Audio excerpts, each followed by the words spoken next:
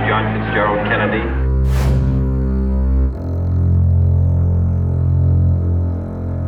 I'm confident that when the role of national effort in the 1960s is written, when a judgment is rendered whether this generation of Americans took those steps at home and abroad to make it possible for those who came after us to live in greater security and prosperity, I am confident that history will write that in the 1960s we did our part to maintain our country and make it more beautiful. Thank you.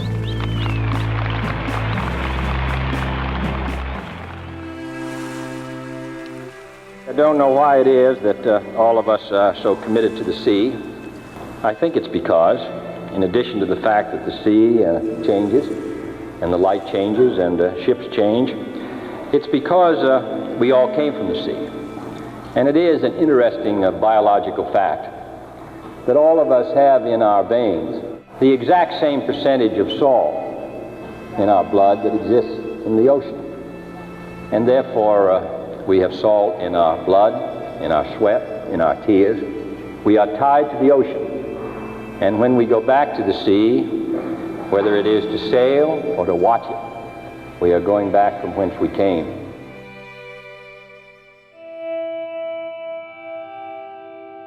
I came on this trip to see the United States, and I can assure you that there is nothing more encouraging for any of us who work in Washington than to have a chance to fly across this United States and drive through it and see what a great country it is, and come to understand somewhat better how this country has been able for so many years to carry so many burdens in so many parts of the world. There isn't very much that you can do today that will materially alter your life in the next 3 or 4 years in the field of conservation, but you can build for the future. You can build for the 70s, as those who went ahead of us built for us.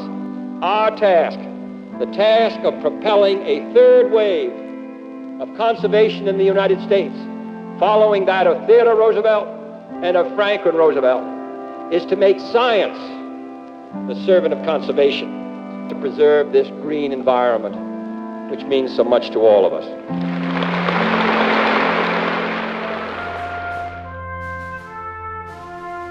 This country has placed particular emphasis from its beginning, from the time of the Massachusetts Bay Colony, on educating our children.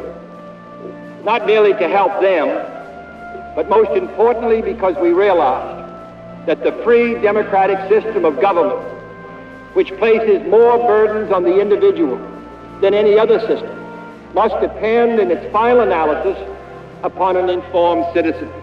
None is worse than to have 8 or 9 million boys and girls who will drop out, statistics tell us, drop out of school before they have finished it, come into the labor market unprepared at the very time when machines are taking the place of men and women.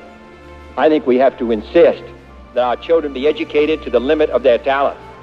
Thomas Jefferson once said that any nation which expected to be ignorant and free hopes for what never was and never will be.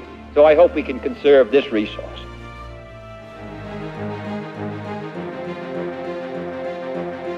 Change has been the law of life.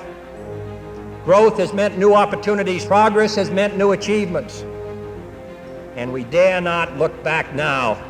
In the year 1990, your sons, daughters, grandsons, and grandchildren will be applying to the colleges in a number 3 times what they do today.